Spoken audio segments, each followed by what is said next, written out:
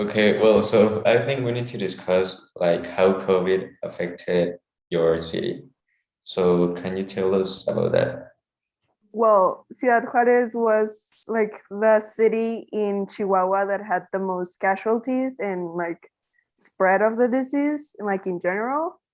Like there are many factors to this, but like mainly because we do live in a frontier, so we have a lot of like income from other people and a lot of like campaigns that are like typically like from the United States, like the anti-vaxxers and stuff.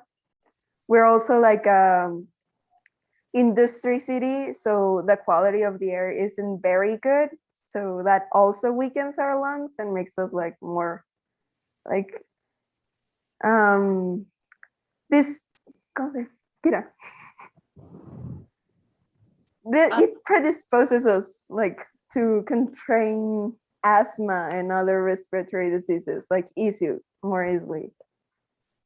which just causes, it's easier to die of COVID if you have like any other like pulmonary like disease that anything that affects the lungs. It's COVID could be deadly if you have any other disease.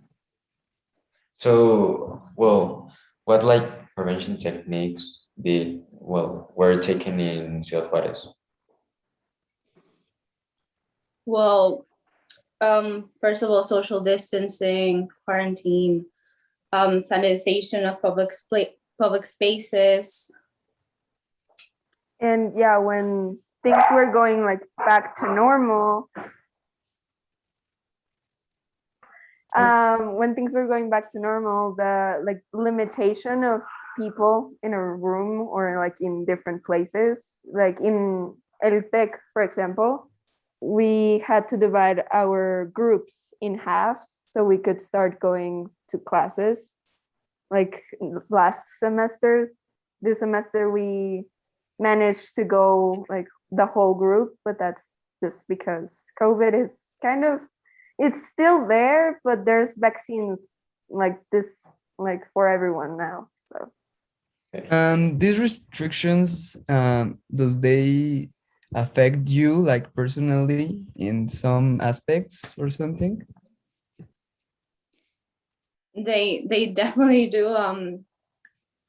This year we were supposed to go back to normal, but actually in January we still had to go some days of the week, and then some other days we had them off, and we had to take online classes because cases were rising, and obviously, well, the school doesn't want us to get COVID, um, and because it comes with a lot of side effects, so they did have to limit the amount of people that could be in the classroom, um, or that were just going to school. So we did have like kind of like a hybrid model still, but now we're going like completely to classes in a like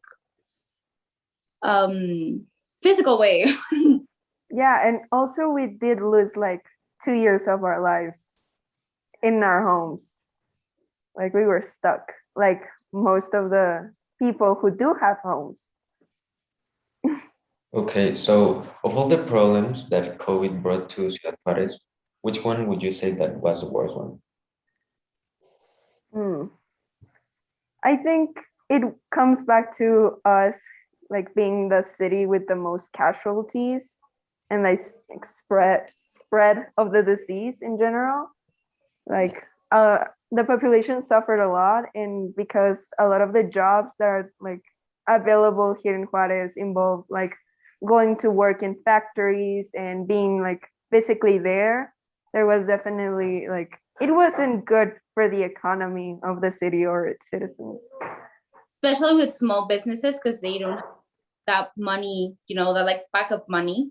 So a lot of small businesses had to close, and obviously, well, that affected a lot. Okay.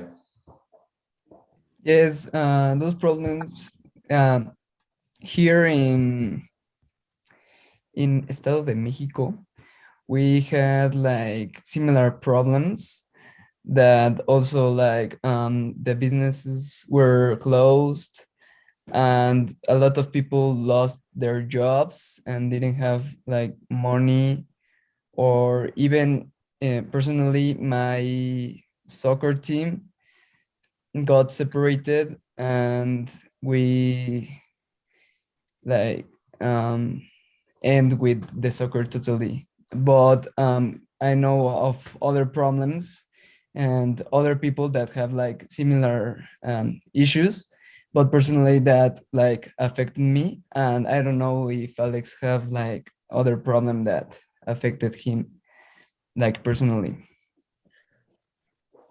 Well, personally, I think that the thing that affected me was being like a lot of time alone in my, well, in my bedroom, because well, I started this getting this, well, influence of TikTok and Instagram, and I think that at some point I started losing myself and I didn't know what I was doing because I couldn't like talk with other people. I didn't feel like I was me. But well, yes, that was like the hardest thing of COVID for me. But now I'm right, okay. So Yeah, I think we don't really have the capacity to understand how hard it was psychologically for a lot of teenagers, especially. But yeah, well, you already asked us, but like we would like to know what were like some precautions, like specifically that you saw happening or that you had the like opportunity to see in action. yes, well, we use, I think that the same prevention techniques. We use masks, social distancing, sanitizing, like using antibacterial gel. And well, also in the last semester, we also had these classes with only the help of our our classmates. Yeah, and also we try to get a lot of information because that is a lot of thing. That is another thing that there were like myths of the COVID that some people believed it was true, but they were myths. Do you know some of them, like myths and lies about it?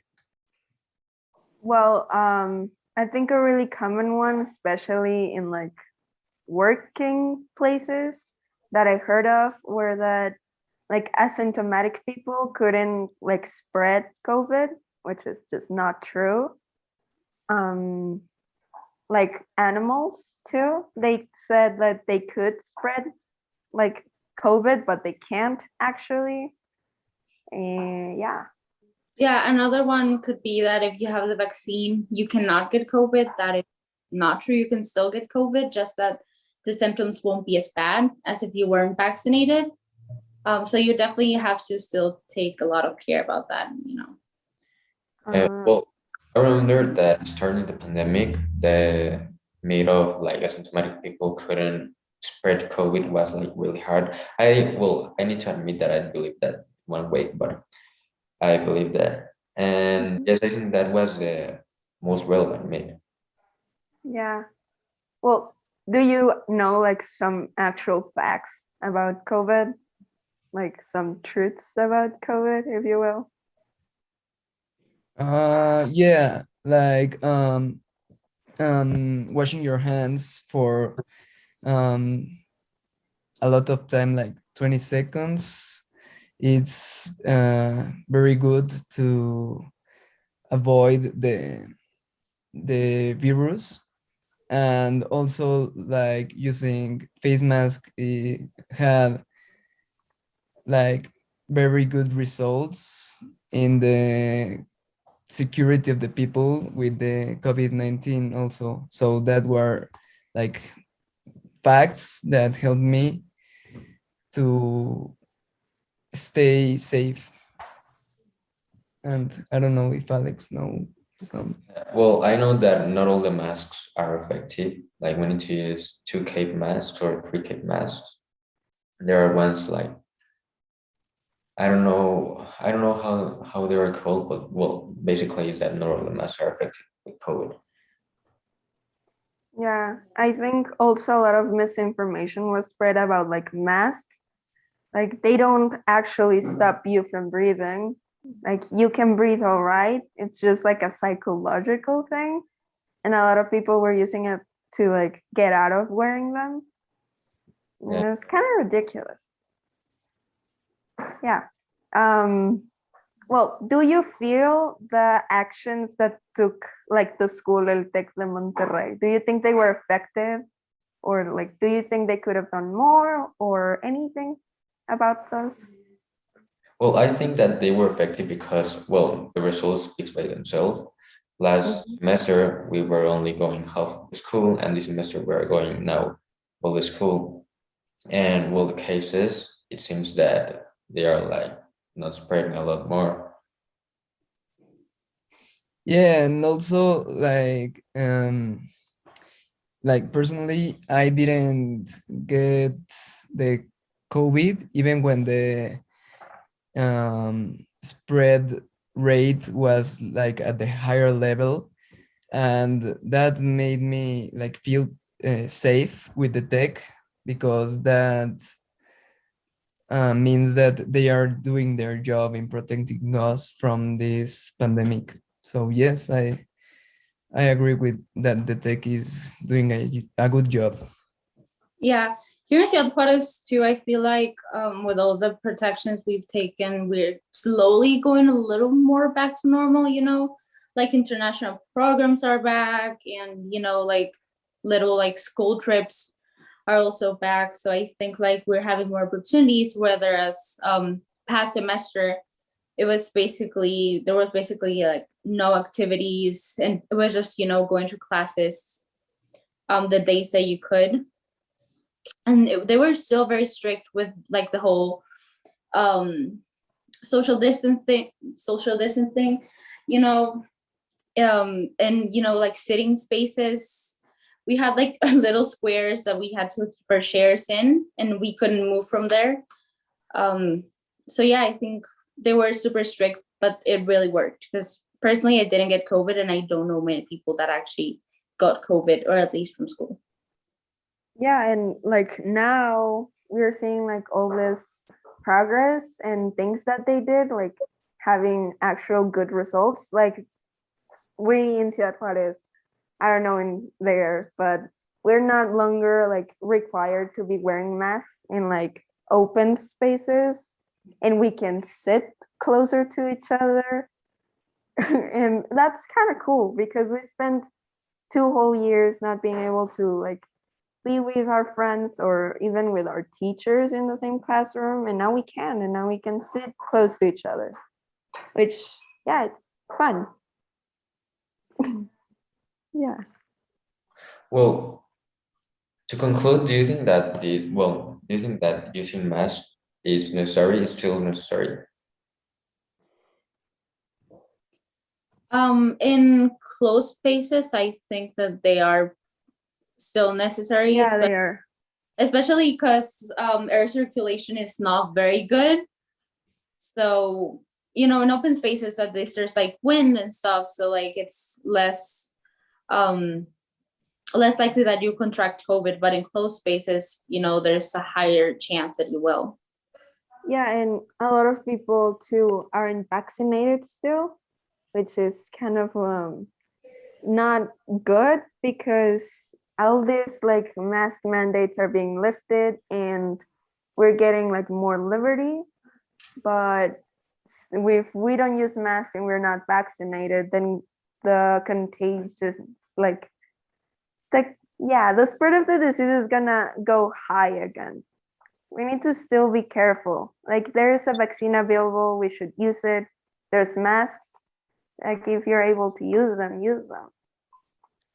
Yeah, well, I personally think the same. So, well, I think this is the end of this. Thanks for Yeah, joining thank you. us. You were very helpful, and see you.